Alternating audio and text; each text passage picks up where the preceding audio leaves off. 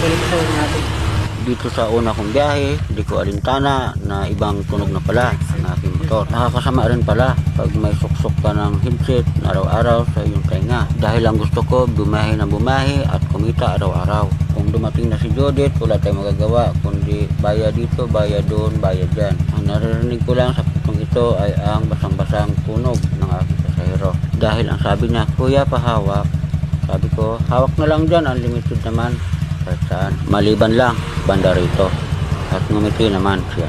So ayun, pumaripas na kami sa aming takbo o paruroonan. Hindi ko na malayan, bumubundol-bundol na siya sa aking likuran. Sabi ko, okay lang yan. Wag lang halatado ng ating nakakita at wag lang garapal. Charot lang. So ayun, malapit na kami sa aming paruroonan dahil ito ay malapit lang. Sabi ni kuya, wala naman akong barya at ito na lang, sa'yo na lang yan. Sa mga ganitong tao na may pagpalain kayo at maraming salamat po. God bless at sa muli. Bye bye.